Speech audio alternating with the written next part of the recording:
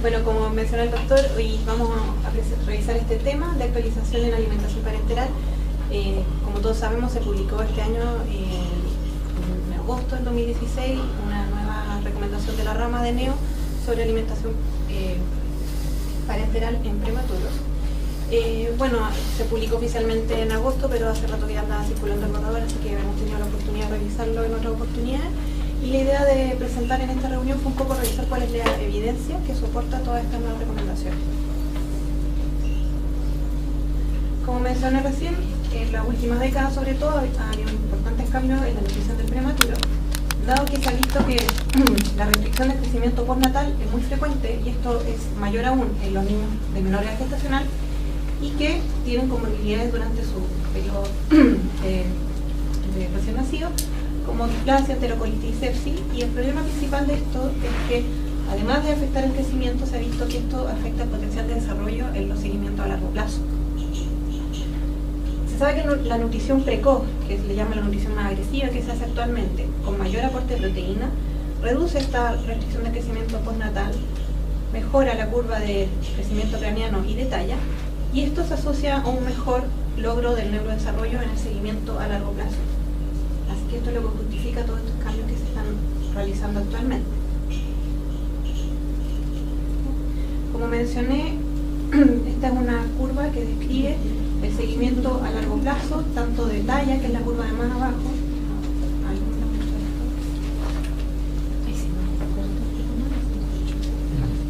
Bueno, la curva de más abajo, como estaba escrito ahí, es la talla. La siguiente es el peso y la que está más arriba es la circunferencia craneana. El punto es que esto es crecimiento, estas curvas, son seguimiento hasta los 24 meses de edad. Entonces vemos que los niños en este momento se van de alta en el primer punto, con un compromiso importante de estos tres valores, y que esto es lo que se ha llamado un crecimiento desproporcionado pese al avance en el soporte nutricional, es decir, el compromiso de peso, que es lo que habitualmente estamos acostumbrados a utilizar para evaluar cuál es el crecimiento, no se afecta tanto como la talla, y esta excesiva supresión en la curva de talla hace pensar que hay otros factores no nutricionales que influyen además en la talla, puesto que es mucho más importante que el peso, siendo que la curva habitual de desnutrición primero se afecta el peso y después la talla, así que todo esto hace pensar que hay factores que son no nutricionales que también explican esta evolución. ¿Ya? Entonces, se ha descrito que hay un rol de la inflamación en el crecimiento lineal y en el neurodesarrollo, que es lo que explica esta tan importante afectación de la talla. Y se sabe que los niños que estuvieron más gravemente enfermos en su periodo de recién nacido se asocia a peor curva de crecimiento incluso a los 24 meses, aunque ya se hayan corregido los factores nutricionales. Es decir, un niño que, por ejemplo, tuvo una enterocolitis, no puede interpretar que su deterioro de crecimiento se debió a ese evento, pero esto, una vez corregido, persiste en el tiempo. Así que esto hace pensar que hay un rol de la inflamación en estos factores. Y además se sabe que el eje de la hormona de crecimiento y el eje F1 se suprime por citoquinas inflamatorias, así que también tendría una influencia en esta evolución. ¿Ya? Entonces, primero la parte nutricional. En el primer cuadro sabemos que una disminución del aporte nutricional, ya sea en proteína o en calorías, afecta al crecimiento lineal y, digamos, a la formación de masa magra, y que además hay factores inflamatorios y citoquinas que también están influyendo en también deprimir el eje de la hormona de crecimiento y disminución del IGF-1. Entonces estos dos factores de manera independiente y en conjunta producen tanto afectación del crecimiento lineal como alteración en el neurodesarrollo posterior. Entonces la idea sería que nuestros niños, además de lo habitual que es hacer el seguimiento de peso, pudiéramos hacer un monitoreo del crecimiento lineal e idealmente de composición corporal, que es un poco más complejo, y esto acompañado de estrategias nutricionales, que es las que vamos a ver ahora, y lo ideal sería también tener estrategias no nutricionales para ir por el otro camino, es decir, de este proceso de inflamación que tiene afectación también en la talla, pero no es particularmente lo que vamos a hablar ahora. Vamos a hablar de las estrategias nutricionales, ¿ya? ¿Y cuáles son los nutrientes que sabemos que afectan el crecimiento lineal, la masa magra y el neurodesarrollo? Pues las proteínas, los carbohidratos, los ácidos grasos poliinsaturados de cadena larga y el zinc. Ya, con respecto a los aminoácidos, que es con lo que vamos a comenzar, sabemos que los cambios en la composición de los aminoácidos ha permitido que el inicio sea más precoz, en mayores cantidades y aumento más rápido que lo que se usaba anteriormente, y esto ha beneficiado el aporte nutricional que se hace a los prematuros, puesto que tiene varias ventajas. Permite una mejor tolerancia a la glucosa, se pueden utilizar cargas de glucosa mayores con mejor tolerancia, permite que se dé un mayor aporte de energía, evita la pérdida de agua intracelular y mejora la síntesis de proteínas. Y el uso de aminoácidos pediátricos, que es lo que está disponible en la mayoría de las partes, nosotros también usamos pediátricos, no neonatales, son adecuados para obtener anabolismo y crecimiento. Sí está descrito que tiene menos solubilidad de calcio y de fósforo, y algunos aminoácidos son elevados innecesariamente con respecto a lo que necesita un prematuro, y esta es una de las cosas que también justificaría por las cuales, a pesar de que las recomendaciones internacionales dicen que uno podría partir con 3 gramos, acá se recomienda partir con 2 gramos de proteína, de aminoácidos. ¿Ya? Y esta curva, que fue publicada en este estudio, es la que describe en el fondo cuál es la necesidad de aminoácidos en el recién nacido, prematuro. ¿Ya? La curva de más abajo es esto en el tiempo cómo evoluciona las proteínas corporales. Y la curva de más abajo vemos que si a un niño le damos glucosa sola, hay una disminución progresiva de esta cantidad de proteínas corporales. Si se da 1 gramo por kilo de aminoácidos, se mantiene en cero, digamos, se mantiene como en un balance cero, y ya con 3, que es la... Dale con la dirección. Ahí, ya, esa curva que es la penúltima que está ahí, que es 3, se acerca más a lo que tendría el crecimiento del feto inútero. ¿Ya? De hecho está escrito que lo que sería necesario para alcanzar esta curva es 3,85. Ahora, eso en cuanto a cantidad de proteína. Ahora, en cuanto a evidencia directa de neurodesarrollo, a pesar de que está escrito que sí mejora el neurodesarrollo, la evidencia más bien es indirecta. Sí está demostrado que en aporte enteral está completamente demostrado que mayor aporte de proteínas tiene una correlación directa con el neurodesarrollo a largo plazo, pero no está tan demostrado en la parenteral. Lo que sí parenteral está demostrado que el uso, evidencia indirecta, que el uso de proteínas mejora el aporte calórico, y que el aporte calórico sí está asociado a mejor neurodesarrollo a largo plazo, y que mejora también el crecimiento craneano con proteínas precoces. Así que evidencia indirecta, pero todo esto orientaría a que va en pro de mejorar los resultados neurológicos a largo plazo. Entonces, eso con respecto a los aminoácidos. Con respecto a los carbohidratos, sabemos que la glucosa es una fuente importante de energía, principalmente para el sistema nervioso central, y que es importante administrarlo desde el nacimiento en todos los prematuros menores de 22 semanas, ya que o no cuenta con depósitos, o si es que tienen en parte depósito, la inmadurez enzimática no les va a permitir sacar de los depósitos esa glucosa para mantener el metabolismo. ¿Ya? Y en cuanto a los lípidos, es una fuente importante de energía, pero además de vitaminas liposolubles y ácidos grasos esenciales, donde el balance de los ácidos grasos omega 6 y omega 3 es muy importante, no solo la cantidad, sino el balance. ¿Ya? Y también es importante el rol de lo que mencionamos al principio, de los ácidos grasos poliinsaturados de cadena larga, principalmente DHA y ácido araquidónico. Y afortunadamente en nuestro hospital contamos con SMOF que nos permite aportar esto que mencionamos recién.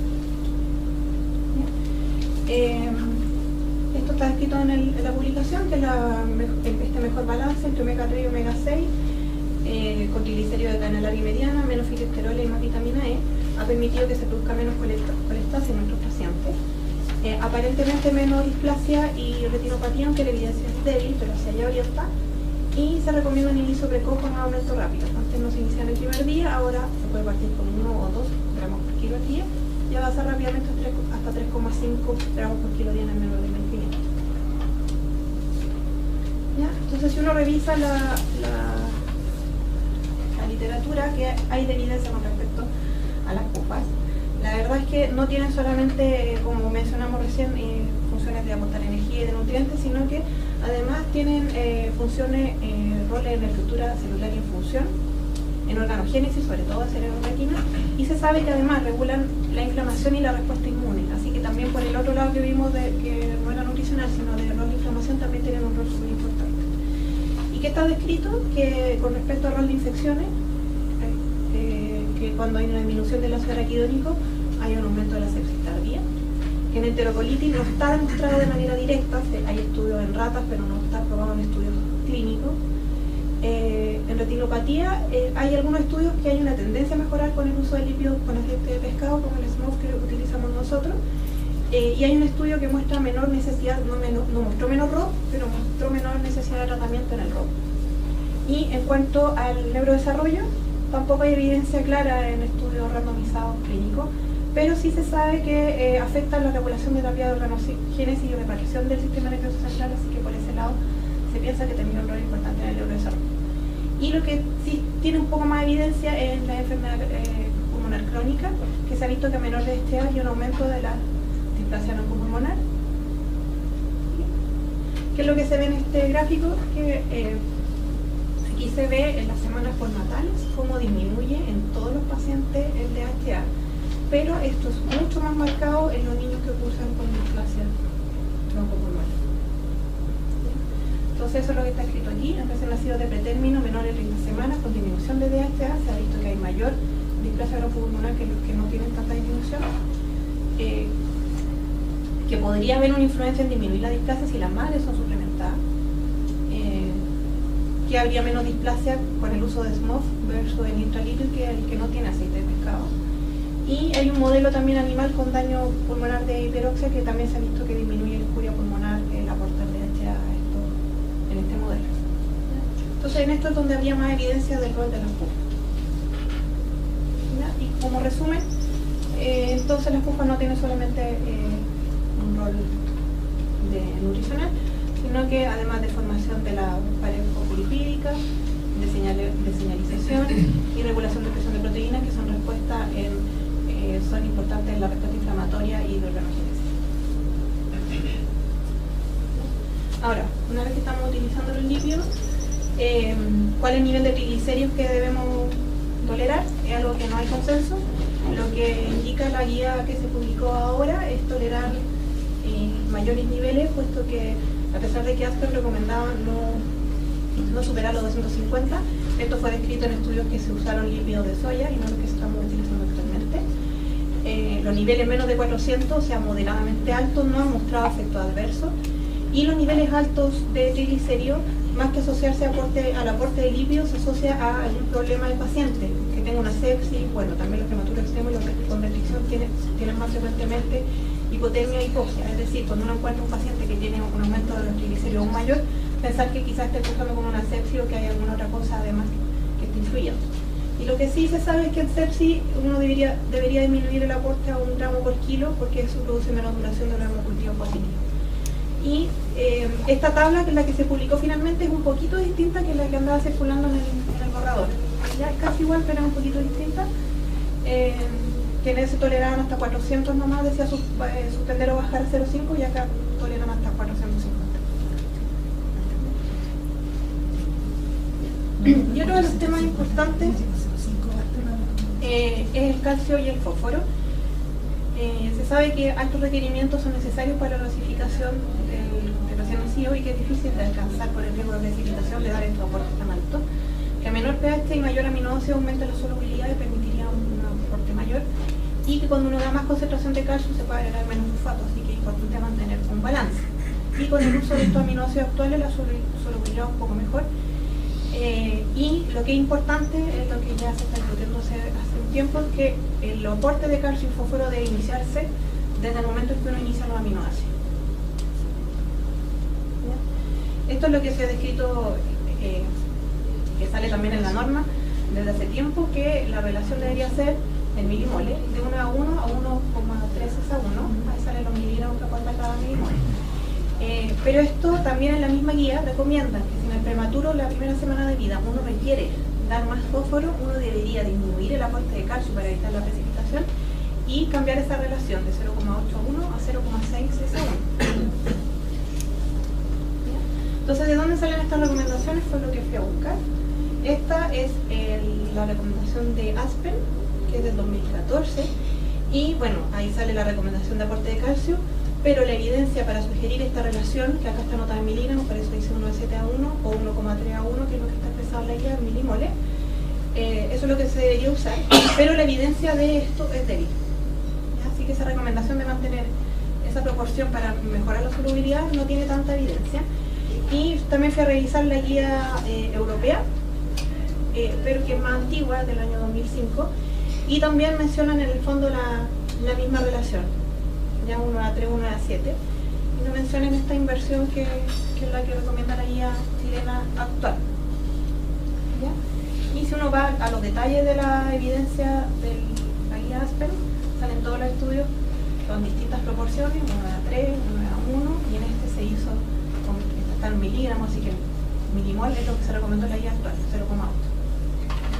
Entonces, en realidad este estudio es súper antiguo, fuimos a buscar la referencia y es de los años 80, pero ya estaba descrito también que se podía usar esta... ¿No hay peligro que precipites, no? Claro, lo que mencionaban cuando lo presentó esto la doctora Mena, Sí. es que la idea, ellos por lo menos lo que hacen es aumentar el aporte de fósforo a lo que necesita el paciente, y que la idea es que donde preparan la parenteral, calculan cuánto tienen que bajarle, cuánto es lo mínimo que le pueden poner de calcio para que no precipite. O sea, Claro. digamos, la farmacia lo pone en el fondo, Claro. no a través del programa. Claro. Claro, porque el programa siempre va a Sí. calcular la relación Sí, 1,3 a 1. Sí. Claro, porque te va a alterar ahí. Claro. Que Entonces, por eso la idea, me asusta un poco. por eso es la idea de invertir la relación para que si uno aumenta el fósforo tenga que bajar el aporte de calcio, y de esa manera no de precipitación. Ahora, como eso la farmacéutico no lo hace, Claro, tenemos que Acá no lo sacar hace, con lápiz. como en el sótero lo hace. claro, pero así lo hacen bajando la relación. En el fondo. Si uno baja la relación, Ese significa sería bajar el el aporte de calcio. requerimiento de fósforo, porque si tú colocas una hiperfosfemia también, cabros chicos, le hacen un flaco favor, Claro, aumentar la osteopenia. claro. Porque eso es como para tener la homeostasis, pero Sí. también hay que pensar más en el Sí, es lo que... que esto es lo que se ha descrito, cuál fue la justificación de... Y ahí nombra los niveles de calcio límites para que no precipite. No, en la guía no aparece. Cuando presentó la autora dijo que uno no debería tolerar fósforo menos de 4. Todas las presentaciones del O congreso sea, tendría que estar de oye, 5 para arriba. van a salir en la página, todas las presentaciones, todas las conferencias van a salir en la página esta otra semana, Ya. por si acaso. Ahora, la justificación de este cambio estaría dado por esto, que es lo que ocurría antiguamente con nuestros pacientes y lo que ocurre actualmente. A ver. Antiguamente el aporte de aminoácidos no empezaba al comienzo de la alimentación parenteral, o empezaba con valores mucho menos que los que estamos utilizando actualmente. Entonces, en el fondo la célula estaba en una situación de catabolismo.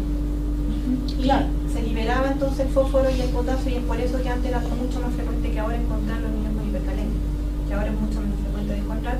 Y lo que se conversó también es porque muchas veces los niños ya vienen con su maduración corticoidal, y eso también influye en que no tenga tanta hipercalemia, pero además está dado por esto. ¿Ya? Y esto determinaba que en general los niños tenían un aumento del fósforo, un aumento del potasio, y eso hacía que habitualmente los primeros días tampoco le diéramos potasio a los niños. Y entonces se produce una hipercalemia, una hiperfosfemia y una hipocalcemia. ¿Ya? Entonces, en el fondo lo que ponen ahí es que todo esto estaba dado por la interrupción, por un síndrome dado por la interrupción brusca de todo el aporte placentario, y el aporte que se le iniciaba a los niños era mucho menor que el que estaban recibiendo por la placenta. En cambio, lo que ocurre ahora es que como estamos empezando con un mayor aporte de aminoácidos, la célula está en anabolismo, y por lo tanto introduce a la célula tanto el fósforo como el potasio. ¿Qué hace para recuperar fósforo? Lo saca del hueso, entonces aumenta el calcio aumenta el calcio de manera secundaria. Entonces ahora tenemos niños con hipofosfemia, hipocalemia e hipercalcemia. ¿Ya? Entonces esto es lo que justificaría que si uno le da más aminoácidos, que es lo que hacemos actualmente a los niños, hay que darle fósforo para evitar que ocurra eso, para evitar la hipofosfemia Y potasio. y potasio. Pero si son los cabros que han tenido maduración pulmonar con corticoides. Claro, pero eso influye, pero también influye esto, porque de todas maneras, como dijiste, el anabolismo disminuiría, no tendrían tanta hipercalemia como antes.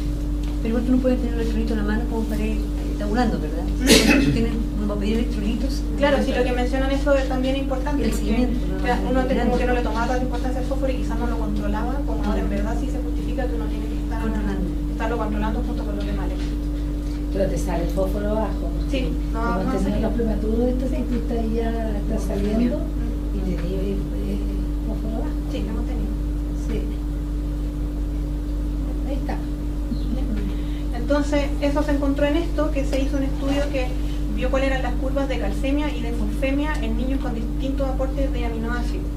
Esto es bajo, mediano y alto. Y los niños que tenían más aportes de proteína evolucionaban con mayor hipercalcemia y con mayor hipofosfemia. ¿Ya? Entonces, esto es lo que justifica que el niño que está con más aminoácidos se le dé fósforo de manera precoz porque va a evolucionar con hipofosfemia. Y de hecho, si uno revisa este estudio, el aporte alto no era tan alto. ¿Ya? El bajo era el promedio de la primera semana y este era 1,5, este era 1,5 a 2 y este era 2 y nosotros estamos empezando. Así que más importante aún. Bueno, eso con respecto a cálcio y fósforo, que yo creo que es como las más novedades. En cuanto al electrolito, esto lo manejamos de antes, el cloro. A veces uno por dar aporte de sodio da un exceso de cloro y hay que tener presente que existe un riesgo de acidosis metabólica hiperclorémica, así que hay que tener cuidado con eso. Y también, como lo vimos recién, el aporte precoz de aminoácidos y la reducción de peso determinado que se inicie sodio y potasio a veces primero o segundo día de vida dependiendo del paciente. Esto recomiendan en la guía que se publicó sobre la vitamina oligoelementos. No se aparecen por lo menos en esta publicación cuáles eran las referencias, pero lo que ellos recomiendan es iniciar el cuarto o quinto día de vida tanto los vitaminas como los oligoelementos, ¿ya?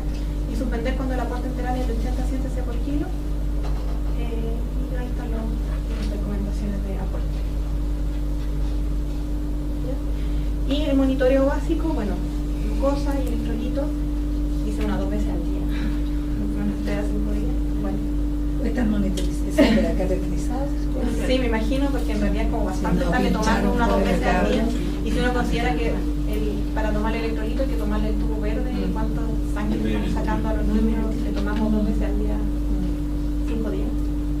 El control de gases, de fosfemia y calcemia, por lo que ya conversamos, de triglicéridos también por el aporte lípido, el nitrogéneo ureico que nos orienta, por supuesto, al aporte de proteína.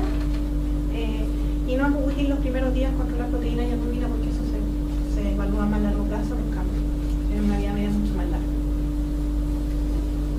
En cuanto a la mezcla de parenteral, bueno, aquí mencionan las diferencias. El 2 y 1, que es cuando los lípidos van por separado, y 3 y 1, que ocupamos nosotros, que es todos juntos. Alguna diferencia entre la utilización de los dos. Esto de utilizar los lípidos por separado permitiría que la solución sea más estable, que pudiera durar 72 horas, en cambio como nosotros solo 24 horas. Tener los lípidos por separado permitiría tener un mayor aporte de glucosa, calcio y fósforo y tendría una mayor peroxidación de vitaminas, así que es mucho más importante la fotoprotección. Y uno podría de todas maneras hacer una conexión en I de los dos aportes y eso permitiría proteger el endotelio, que de por sí va a reducir el daño endotelial. ¿Ya? Y lo que tiene de bueno que tener los lípidos por separado es que si nos encontramos con un paciente que tiene una trigliceriemia es más fácil de bajar o suspender sin tener que suspender completamente la parenteral. Cuando el lípido separado hay uno, el lípido que se cambia cada 24, ¿no? El otro te puede quedar 72 horas. Sí. No lo sé. Así es en un momento. Ahora, está descrito ahí con un asterisco, porque sería muy importante si así fuera, que aparentemente el 3 en 1 tendría un menos riesgo de la combinación del resultado de displasia o muerte. La verdad es que eso se encontró en este estudio, que lo fui a revisar y el estudio tenía otro objetivo. El estudio estaba buscando cuál era el impacto en la fotoprotección y cuánto influía eso en el daño pulmonar, porque la idea era que la mayor oxidación podía producir problema pulmonar, entonces ese era el objetivo del estudio. Y no comparar estos dos. Y en ese estudio se encontraron que había diferencia en el grupo que estaba con 3 en 1, pero obviamente se requiere algún estudio controlado dirigido a ese objetivo para corroborar que efectivamente se hace. ¿Ya? En cuanto a la vía de administración, la guía dice que se puede utilizar un catéter venoso umbilical con posición óptima en vena cava superior, vena cava inferior, perdón, y dice que se puede mantener 18 días. Mencionan una referencia que es un estudio que comparó el catéter umbilical como lo ocupamos nosotros, 7 a 10 días y después cambios percutáneos, y catéter umbilical hasta 28 días en ese estudio, y vieron que cuando se infectaban en el virus. Entonces mencionaban que habitualmente se infectan como al día 14, entonces, por eso les parecería prudente mantener hasta el día 14. Igual la verdad es que nosotros tanto tiempo... Depende del centro. Sí, también depende del centro. Por eso le puse esos signos. No, a nosotros no nos resulta más de 7 no. días. No infecta la cara. Sí. Bueno, aquí se pone porque está mencionando la guía, pero ahí con su respectiva comentario. Bueno, el catéter percutáneo, vena cava superior, excepcionalmente inferior, y modificar su ubicación intracardíaca, y la idea es que por supuesto se aprovechen los controles de radiográficos para ver la ubicación del catéter, y si es un catéter que se mantiene más de una semana, la ideal es verlo por lo menos una vez a la semana con un control radiográfico. Ahora, en cuanto al uso de heparina, es controvertido, ellos no lo recomiendan. Si bien hay una revisión de Cochrane que lo recomienda, la verdad es que no hay evidencia actual que demuestre menor riesgo de oclusión, y sí hay mucha evidencia de los riesgos que conlleva el uso de heparina, y de hecho la revisión de la recomendación de Aspen no lo recomienda tampoco. Es que los catéteres vienen epidemizados. Entonces, ¿para qué colocarlos más? Claro, que eso de mantenerlos con infusión, No, por eso no se recomienda. ¿Ya? Y las recomendaciones de periférica versus central con respecto a la osmolaridad, las recomendaciones son las mismas, sin embargo ellos mismos mencionan que no hay tanta evidencia clara con respecto a eso, pero que la recomendación sigue siendo igual. ¿Ya? Y bueno, sabemos cuáles son los riesgos, infecciones, habrían efecto en el desarrollo neurocognitivo en niños que utilizan esto más de 10 días por contaminación principalmente en algún niño, que en estudios se ha visto que se acumula también en el hueso, estudiado en adolescentes que recibieron parenteral superior neonatal. Así que eso podría ser uno de las causas. Y el otro de los problemas es que en el fondo del manejo de nosotros con respecto al aporte de nutrientes, que un desbalance puede producir, por ejemplo, hipofosfemia, como lo conversamos ya, o acidosis metabólica también puede ser por causa de la parenteral, así que tenerlo presente. ¿El acetato de sodio no lo usan? No lo mencioné. Porque ahí te evitaría Sí, evitaría eso. hidroclorémica. Sí. Pero tampoco lo usamos nosotros. No, ¿no? no. Sí, ¿Lo sabes usan en que otras nosotros no partes? Eso no tenemos. Sí, sabes. Sí. No, pero ahí en esta revisión no hablaban de eso. No lo encontré, pero lo puedo revisar en otra parte, pero no lo encontré. No mencionaban tanto, decía que había que tener cuidado con eso. Bueno, el acetato, el objetivo es una base, es un buffer, Claro. que lo que garantiza es evitar los cambios bruscos de pH, o sea, que se produzca una acidosis, por ejemplo, metabólica brusca. Esa es la importancia que tiene. No sé si... Lo evitamos todo lo hidroclorémico. Sería lo ideal. Pero todas las veces lo conversamos y nunca lo hacemos llegar ahí al pan.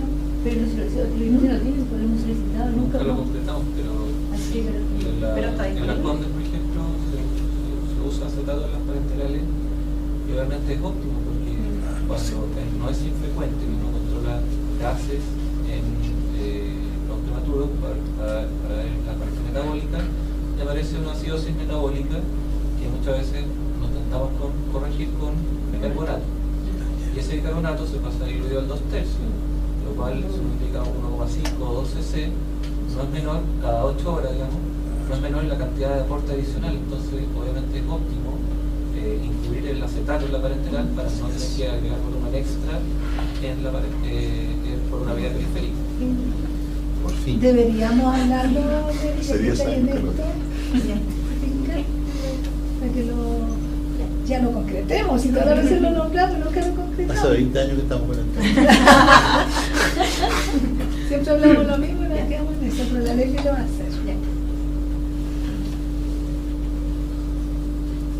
¿Ya? Y en base a toda esta evidencia, finalmente llegan a recomendaciones específicas que las recomendaciones las hacen en 3 periodos, separan en 3 periodos, etapas, perdón, según la evolución del niño, y según el peso también las recomendaciones son distintas. La periodo de adaptación, que es la primera semana de vida, estabilización, que es entre la primera semana y el aporte enteral completo, y crecimiento, que es con aporte enteral completo. No me enfoqué en esto porque estamos hablando de parenteral y enteral es otro tema gigantesco. Ya, esto cortito porque ya como revisamos la evidencia, es como conclusión a que llegaron en el menor de 1000 gramos. Por todo lo que mencionamos, en el menor de 1000 gramos, el periodo de adaptación es una emergencia nutricional por esta suspensión brusca de todo el aporte por la placenta, y en un recién nacido que tiene limitada reserva, y sabemos toda la asociación que tiene con el neurodesarrollo y todo el aporte nutricional que le vamos a dar. Y el objetivo es reducir la pérdida de peso, el catabolismo y la pérdida de masa magra. Así que la idea, el objetivo es proveer una nutrición que se aproxime lo más posible al mismo crecimiento y composición de un feto inútero. ¿Ya? Mencionan que lo ideal sería partir las proteínas en las 2 primeras horas de vida y a lo más con 6 horas, con una infusión de aminoácidos con llave y con solución glucosada, si es lo que se dispone en ese momento. Pero si no está en horario para disponer de una parenteral, la idea sería contar con aminoácidos y darlos conjuntos inicialmente con solución glucosada para iniciar este aporte precoz. Y ellos mencionan que uno podría hacer una mezcla de aminoácidos, calcio, fósforo y magnesio para evitar lo que ya conversamos de la hipofosfemia, y que uno podría refrigerarlo 7 días y mantenerlo como para una urgencia de un niño que nazca fuera de horario. ¿Ya? Sabemos que los requerimientos son altos, por lo que vimos en las curvas, que son más de 3, pueden llegar hasta 4,5, en el congreso la doctora Mina hasta de 5,5 gramos por kilo. Y esto está dado por con 1,5 la pérdida es súper importante, la pérdida de nitrógeno, la utilización es 2 a 3 gramos por kilo, y esto es mayor en los estados catabólicos, sobre todo en los niños que cursaron con restricción de crecimiento y proteína. ¿Ya? Y bueno, como ya lo conversamos, acompañarse un mayor aporte de energía y optimizar la composición. Ojo con la hipofosfemia en estos pacientes, sobre todo los con restricción de crecimiento, por todo lo que ya conversamos. Y que además la hipofosfemia, además de todo lo que sabemos, podría aumentar el riesgo de sepsis, aunque falta evidencia. Se ha descrito que niños que se inició aporte de proteínas muy alto cursaron con mayor sepsis, y se cree que la causante sería la hipofosfemia concomitante. Y en cuanto al aporte de aminoácidos, sugieren que el control de nitrógeno ureico sea máximo de 30-40, que si bien no se correlaciona directamente con el aporte de proteínas, sino con condiciones metabólicas y patológicas, sí hablaría de que este recién nacido no es capaz de metabolizar todo el aporte que le estamos dando, así que hasta 40 no nos recomiendan tolerar de nitrógeno ureico. Los lípidos, 1 a 2, no hay tanta evidencia de cuánto dar, a diferencia de las proteínas, sino que recomendación de expertos, aumentar hasta 3 a 4 gramos por kilo día, y también se sabe que el inicio precoz reduce el riesgo de restricción de crecimiento por natal, así que también es súper importante. Ahí se me carga la información. La primera hora de vida de los hidratos de carbono recomiendan partir con estas cargas de glucosa, y se me fueron eso de los food, me llamó la atención porque en realidad no son las cargas que partimos habitualmente en estos pacientes. Deberíamos, porque a veces parten con 4 y eso no puede ser superando más. Claro, sí. Sí, Pero pero que ser más, pues es la gracia de la aminoácido que te aumenta la carga de glucosa. Claro, prevenir tolerancia. ¿Ya? Y la idea es que si mi máxima yo no debería tolerar es 150 y bajar la carga dimensional hasta 3 si tienen esto muy alto. Y el uso de insulina, evitarlo lo más posible con todos los riesgos de hipoglicemia y todo lo que eso conlleva después de riesgo de neurodesarrollo posterior. Pero uno debería utilizarlo si la glicemia persiste más de 200 veces que uno tenga una carga de hasta 3. Con las dosis que ya conocemos, y suspender si los dentro ya bajan de 180. ¿Ya? Y además que la insulina tiene riesgo de acidosis láctica, así que evitarlo lo más posible, solo utilizarlo en casos más extremos.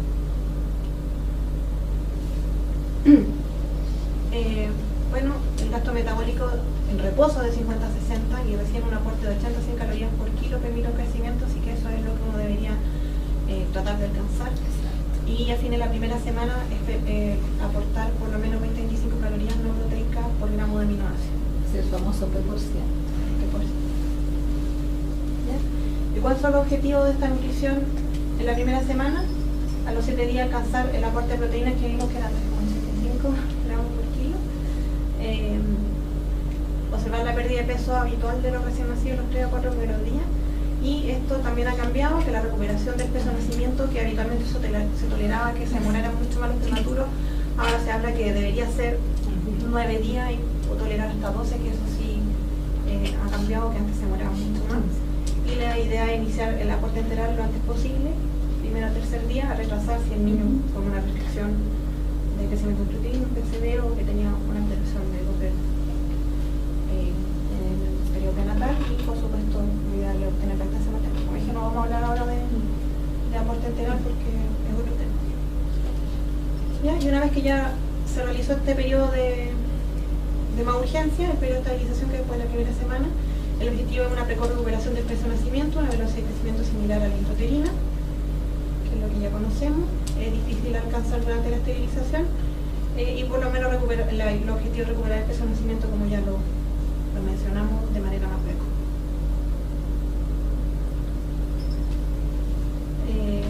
Ahora, los niños que son más pequeños, de extremo bajo peso de nacimiento, a veces a la primera semana, a diferencia de los niños más grandes, no han logrado el aporte enteral completo durante este periodo, porque tienden más frecuentemente a evolucionar con intolerancia alimentaria. Así que lo que mencionan es que si se mantiene con un aporte enteral pequeño, lo ideal es mantener la nutrición parenteral completa. ¿Ya? Y esto es lo que mencioné recién. En el fondo, los con restricción o menos de 800 tienen menos absorción intestinal, así que tienden más a evolucionar con intolerancia alimentaria. Y lo que sí me llama un poco la atención, que ellos sugieren que en estos más chiquititos, una vez que uno alcanza un aporte enteral de 100 a 120, mantener con parenteral de 30 o 40% de los requerimientos varios días antes de suspender la parenteral. Ellos mencionan que esto es porque, ya que tienen una menor absorción intestinal, al suspender la parenteral, al alcanzar los 100 cc por kilo, tendría una repercusión en el ritmo de crecimiento. Ahora no sé si se justificará por mantener más tiempo el catéter y todo lo que sabemos, así que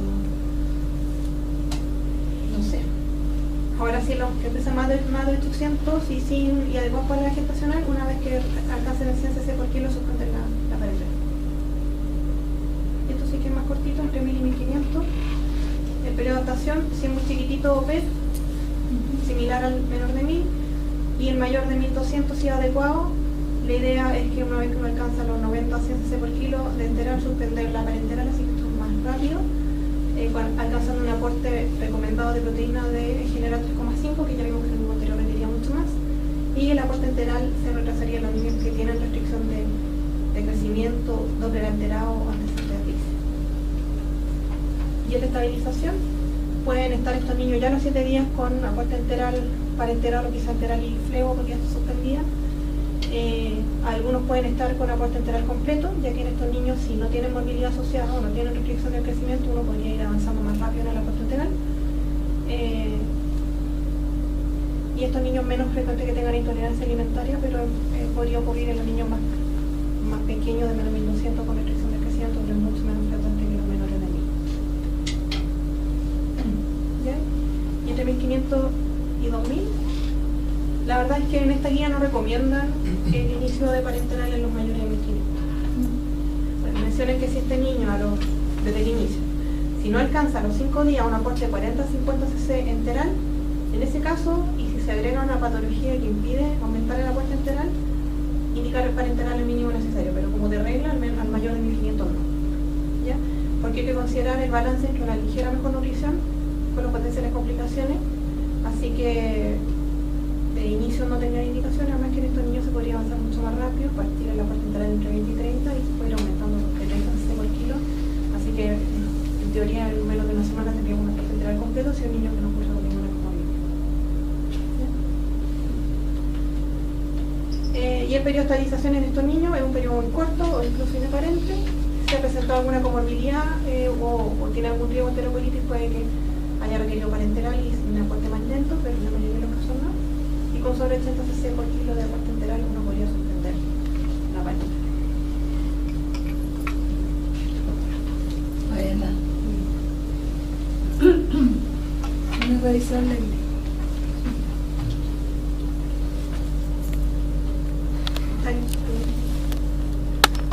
Llevamos varios años con un salto grande que ha sido paulatino, pero igual cuesta cambiar la estructura. Eso de ser agresivo, por ejemplo, en vez de dejarle sobreglucosado al inicio, tenerla 10 se hacen en otros lados, tener las fórmulas para aminoácidos líquidos, cosa que a los niños se les indique inmediatamente un suero glucosado con la cantidad de aminoácidos que corresponde, que más o menos empiezan por lo menos con 2 gramos por kilo al día a la primera hora. A eso deberíamos llegar. No es tan difícil, si los demás lo pueden hacer, los demás hospitales no sé por qué nosotros no. Y más encima las soluciones son bastante estables ahora, duran harto refrigeradas, se podrían hacer 1 vez a la semana, no sé. Eso sería importante, que marca un cambio en el manejo, sobre todo los niños menores de 1000 gramos, o sea, es fundamental. Nosotros recuperamos el peso de nacimiento en nuestros menores de 1000 gramos, nos bajaba de 20 días hace como 10 años a 15 días ahora, pero igual estamos un poquito más atrás de lo que dieron. Regular peso de nacimiento significa con alto edema, porque la albúmina está por el suelo, o sea, no lo estamos haciendo totalmente bien. Así que el ser más agresivo es una cosa que tú dijiste hoy día. Con respecto a los aminoácidos, que es central, no sé qué fórmula estamos usando ahora. Lo único que sé es que son pH que no son neonatales. Pregunté en farmacia, Trofamina. Estamos en el Trofamina. Trofamina es bueno, el pediátrico es más parecido a los neonatales, pero no es neonatal. Así que eso también sería otro esfuerzo que deberíamos intentar hacer. El lípido que estamos usando, el SMOF, Ese es bueno. claro, el mejor que tiene soya, coco, aceite de pescado, hasta oliva tiene. Y ha demostrado ser súper bueno. Muchas veces salen las hipertrigliceridemias, no sé, he visto, de 400, se asustan y le suspenden la entera. Hay que dejar el 0,5. Cuando lo normal, o sea, cuando hablamos de hipertrigliceridemia sobre lo tolerable o normal es hasta 200, pero con 12 horas de ayuno. Un niño que está con parenteral no puede tener 12 horas de ayuno, entonces son valores que no concuerdan. Entonces tenemos que ser más tolerantes con eso. Y por último ya bajar la parenteral un poquito, pero no suspender. Respecto al fósforo, esto ya más nuevo, claro, los niños con restricción de crecimiento, uno va más tranquilo, porque son más inestables metabólicamente, pero cuando uno ya el suelo, los aminoácidos, baja el potasio y el riesgo no es que eso sea más riesgo de sepsis, sino que ante una sepsis, los niños con restricción de crecimiento y bajo fósforo no son capaces de responder a las exigencias metabólicas y energéticas. Y hay menos fósforo y menos ATP, entonces por eso que en eso tenemos que empezar a cuidarnos ahora e invertir el índice de calcio-fósforo. Que todo, o sea, el que está en el computador no está bien. Ya para niños de término incluso. Para niños prematuros con mayor razón, así que eso deberíamos hacerlo a mano, corregirlo a mano siempre. No Hay un confiarnos de problema esa nuevo, forma. ¿no? Un comentario, digamos. Siempre he tenido la duda de que nosotros estamos utilizando un programa que tiene más de 20 años, ¿no? Con una realidad nutricional, con normas que han ido avanzando, que han ido actualizando, que han ido cambiando, ¿ya? Y yo creo que hay que tener cuidado porque muchas de las colestasias o trastornos metabólicos o daños que pudiéramos estar produciendo con este programa a lo mejor son significativos y deberíamos revisar, continuar utilizando este programa para indicar la alimentación. Yo creo que es un tema que tienen que revisar. Pero hay otro programa que está usando en otras partes. Claro, en el Sótero, por ejemplo, casi todo lo hacen en farmacia. Están instruidos, o sea, los médicos lo único que hacen es indicar las proporciones, más o menos el criterio de lo que se hace, y ellos ajustan una serie de cosas. Hay un diálogo entre farmacia y neonatólogo, ¿ya? Además que hay un médico dedicado a la nutrición en todo esto, ¿ya? Y que se hace todo en comunidad, ¿no? Pero en todo caso lo que yo quería subrayar es que yo creo que es un tema que hay que revisar. Sí. Pero hay un programa de parenteral que es distinto que tenemos nosotros, que se ocupa en nuestras partes, que permite hacer algunas modificaciones con el fósforo. Sí, no, entonces es el mismo que hay uno que, por lo menos que yo No recuerdo el nombre. En el fondo no era un programa, es una planilla Excel. El índice igual ocupa en Esa una planilla Excel. Sí, tú vas cambiando la glucosa y todo. Te calcula el número de conteo, la proporción, el número de grito. Eso Es un programa diferente. Leslie, yo te decía que a mí me gusta la alternativa de empezar con las soluciones en mí. O sea, tener los aminoácidos guardados que te duran 7 días y colocar el resto de en otra solución y colocarlo en libro, lo podemos hacer, es decir, no hacemos nosotros la mezcla de colocar la cantidad de aminoácidos que colocamos y en el otro lado el suero glucosado con todos los electrolitos que necesitamos. Ahora se junta.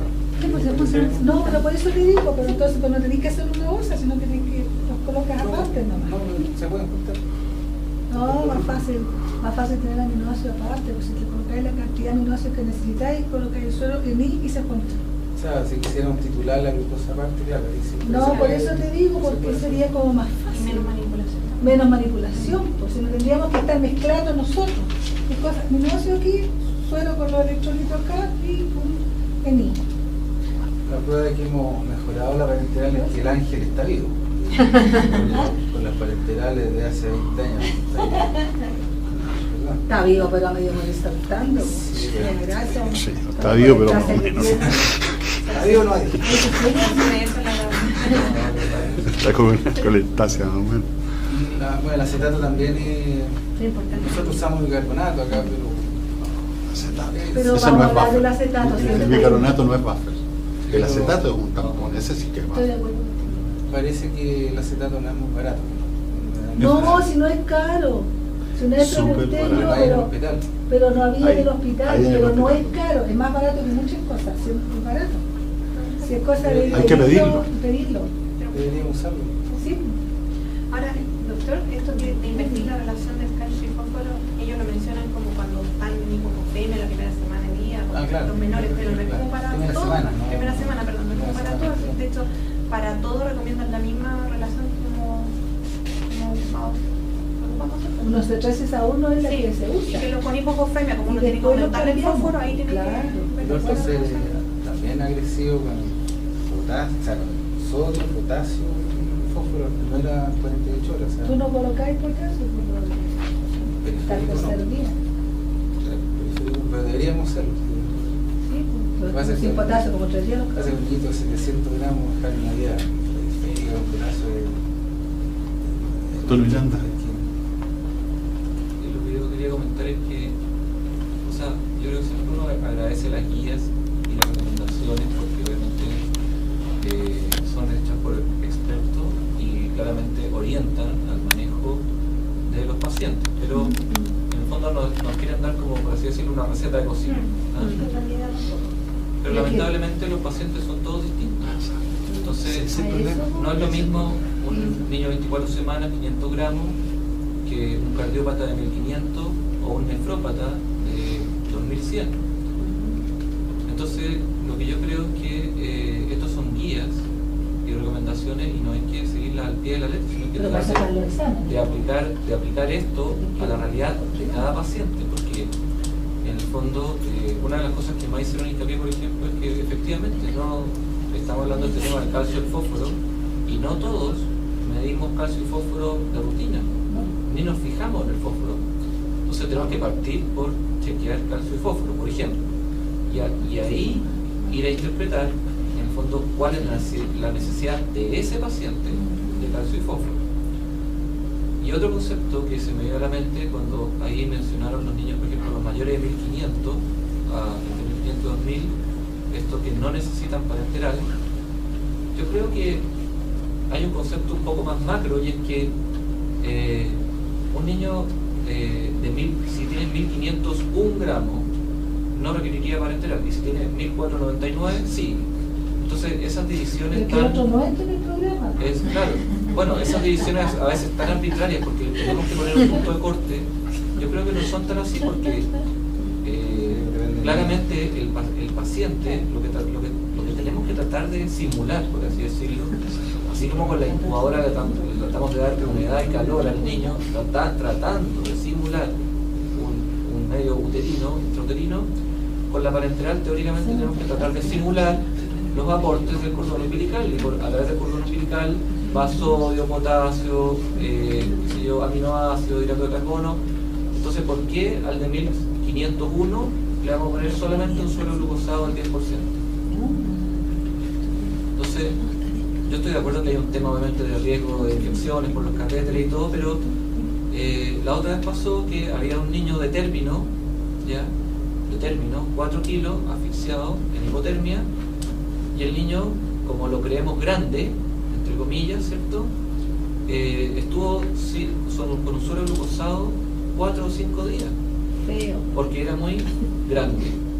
Claro. Entonces, Y todavía no recupera el peso de nacimiento. sí, claro, y todavía no me acuerdo que Cuidado, bueno. Bueno, yo creo que lo que tenemos que tratar de simular es obviamente el aporte nutricional que recibiría ese niño en inútero.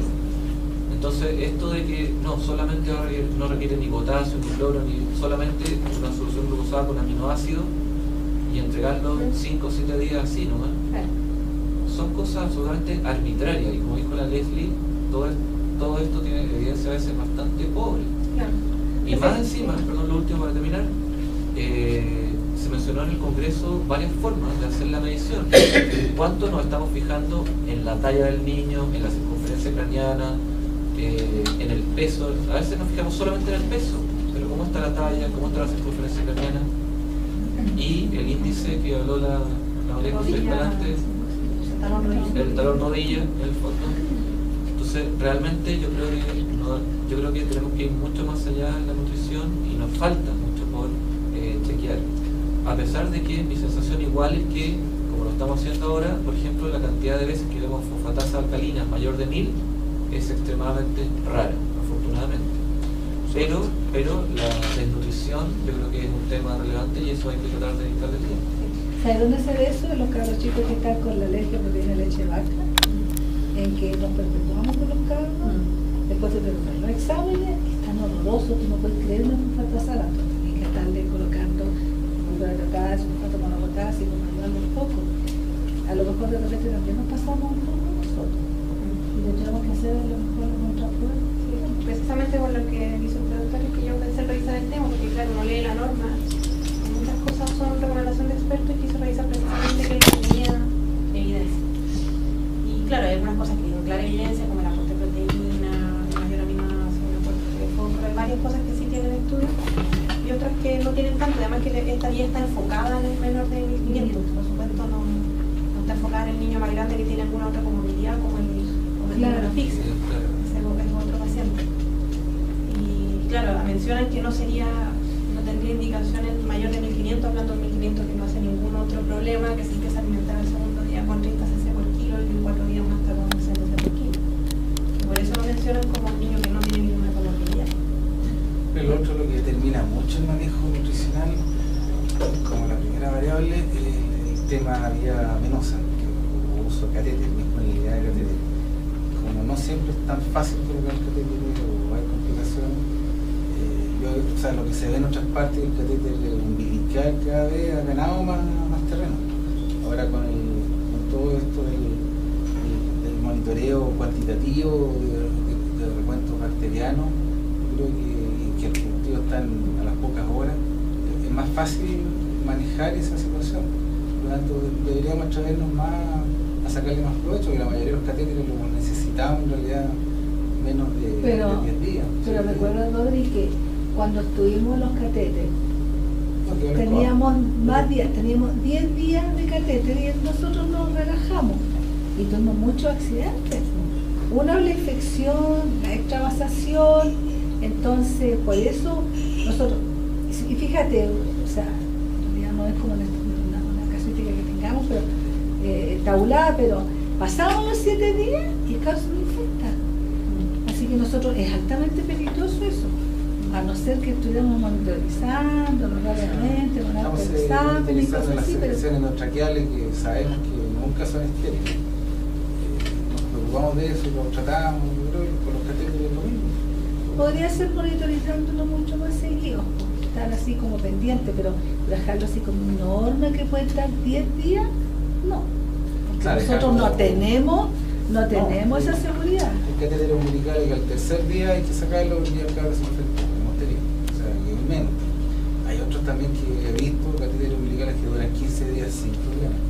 Entonces, yo creo que da como para sacarle más provecho. Ahí respecto al tema de los catéteres,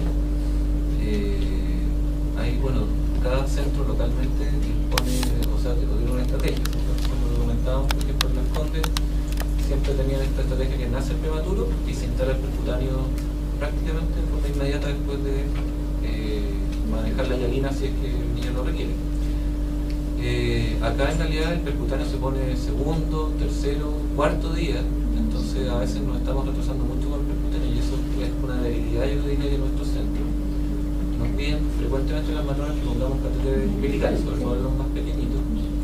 Y hay un tema técnico, el catéter venoso, que es teóricamente por el cual pasa la parenteral, tiene el orificio no en el extremo, en la punta, sino que lo tiene al lado, más o menos 1 centímetro antes de que termine el catéter. Entonces uno muchas veces dice, oye, veo el catéter en posición, y en realidad no está en posición, hay que introducirlo 1 centímetro más para que la salida de la aurícula derecha. Entonces yo no sé si Edgardo habrá algún otro proveedor, pero yo creo que es beneficioso que, o sea, sería mejor que el orificio de salida esté en la punta y no en el lateral.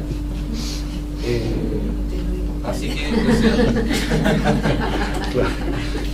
que no tenga una, no te hipospada igual, que no sea hipospada y Eso